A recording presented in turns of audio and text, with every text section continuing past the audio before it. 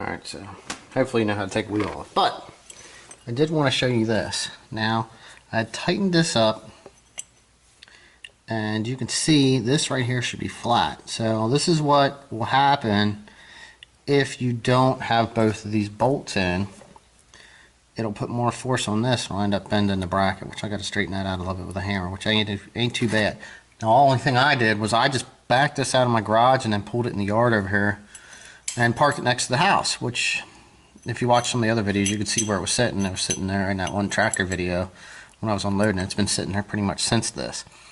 Now, today, I'm going to see what I got to do to change this out. I really wish I had time to change this, which you can see how it's hitting down here.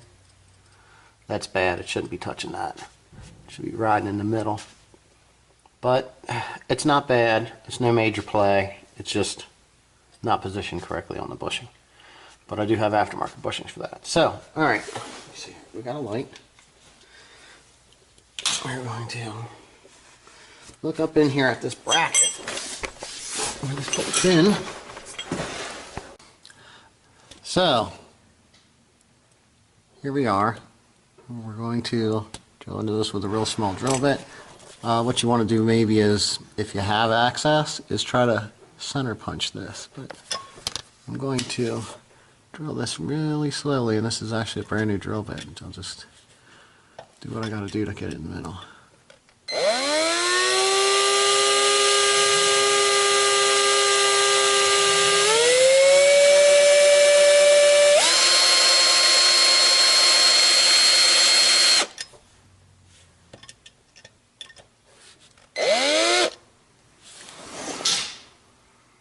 Sometimes it's hard, depending on how it broke off,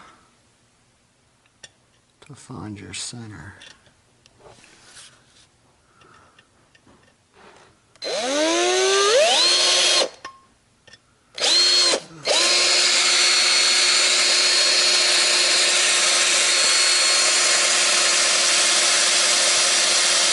Alright, to get you caught up here, I did have a really small drill bit on here. Now I'm working my way up. You see this one, it was a whole new pack. So I got this hole drilled pretty large. And I'm actually the whole way through. So I'm actually getting ready to step it up one more bit here. It's kind of hard to hold the drill with one hand.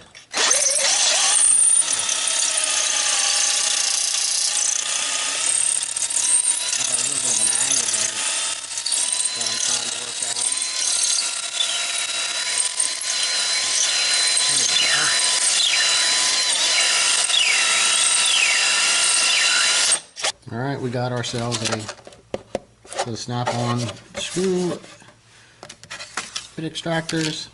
It does tell you the size. Let's see what size bit I used. It's just 3/16. So it'll probably be 3 or 4 here, depending on where we're at. That one doesn't look right. Huh, there we go, much better. We're in the wrong place. Actually got it on there. It's actually right on the piece too. So, alright, now, before we get this thing heated up or sprayed up with anything, we want to make sure we got one of these that's going to fit in here properly. I think I might have to drill it out to this next size to be able to get this one in here and have it actually grab now. So, 37. Yep. I'm going to go up one bit. Alright, now, got our light here. Let's get this turned on. Got a hammer to tap in our thread cert to remove stuff, and then we got a ratchet, straight ratchet we're going to use to take it out. Now, I also have, this is just what I have right now. I got a can of PB Blaster I'm going to spray it with also. Now, I have a torch. This was the largest one that you could buy for personal use around here. I don't know what the regulations are and everything on that, but you can use even a smaller one, or if you're doing this and you have just like a normal small like MAP gas one, little MAP gas one will get pretty hot. Even just like one of the ones you'd use for like plumbing or lighting fires or something like that. Decent size one would work. Alright, so grab the tip cleaner in case I need it. And then these are two different sizes for, I believe it's torch welding, but I use them for heating a small bolt. You can see, I don't know if you can tell the difference in these heads. The hole in the middle is just a different size. So we're going to throw this one on, and what I like about them is it keeps the heat real centralized, because I really only want to heat up the threaded area and the nut, try to get that piece red in there, and then see if I can extract it out with the extractor and not spread that much heat around, being we have this bushing right here, so we don't have to remove that. Let's see if we can get this torch lit.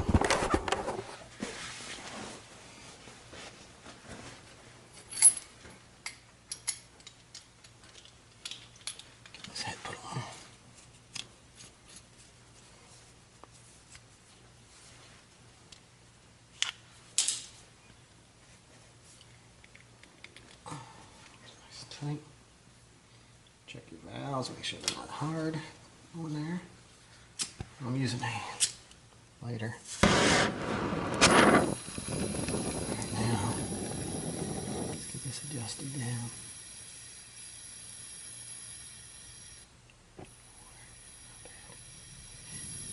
Let's try that.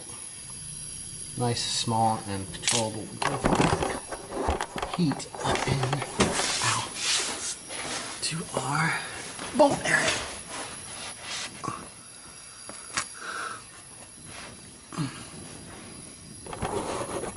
Get you guys to see this.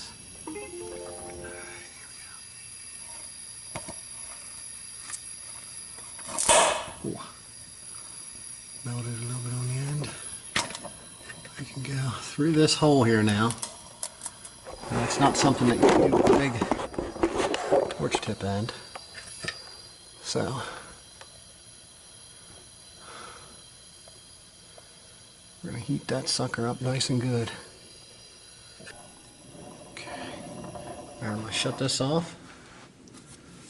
I'm going to grab my piece. Be really careful not to touch up in there because it's hot.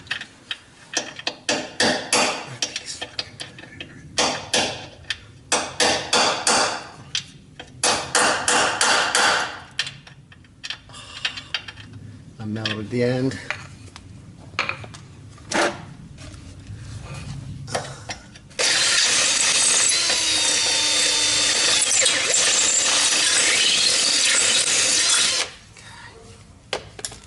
Try this again.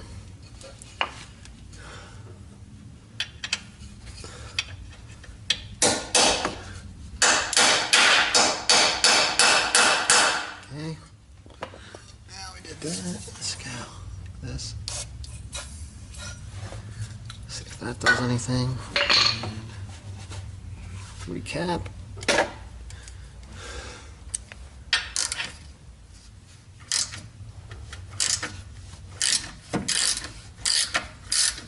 And I think it just stripped out. So now is when it gets fun. Alright, so I pulled the old one out, and I have some spare bolts obviously, so I went and got myself two more just in case I end up having to use them to tap in the threads. They do have like slotted like that, and they were tapered in the beginning to help start threads, so hopefully this works out pretty good. And I got the correct drill bit, and I found the right pitch. Well, this is supposed to be like a tap for a bolt, so I don't know how well it's going to work. Maybe once I get the bolt started I can go back and forth, but it lines up with the threads and the size. So I got the correct drill bit. Now I'm going to open this hole up and see what happens. Alright, there's our hole. There's our hole that was good. There's our hole we have. I did have it drilled out, and I tried to, you see me heat it, easy out it. Now, this was a little tap, basically just for like, you know, use this one. This one was used for like cleaning out nuts and stuff, for like reassembly. And I tried to use it to tap it because it was the only tap I had that was the right size. And as you can tell, yeah, it's no more tap end left. So it snapped off in there. And then we drilled that out.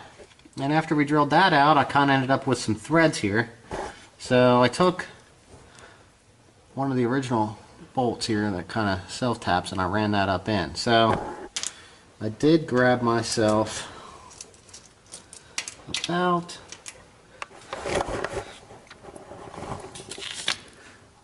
three or four more that have the ends on. So I'm going to try running them up in and out of there a couple times with some spray and clean out the threads, and hopefully, you know, I can get the threads good and sharp instead of having to run this bolt. I don't know if you can tell it. Yeah, it's got the thread started to round. So we're just going to try to run a couple of these in there to tap the threads because that's what we got, and sometimes that's what you got to do. I'll show you that it works.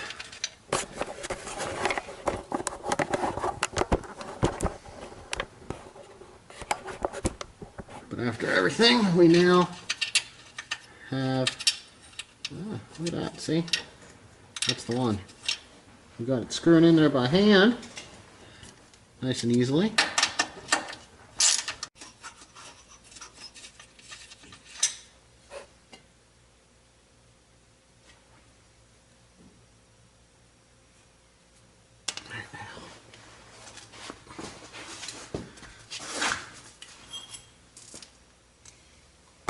Right now we got our bent plate. So what I'm going to do is I'm going to set this sucker here. Hopefully I can get it with this little tiny hammer.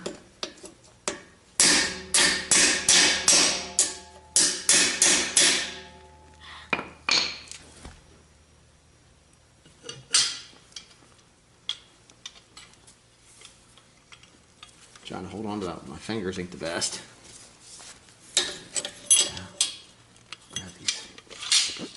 Big old channel locks. Hold that sucker on there.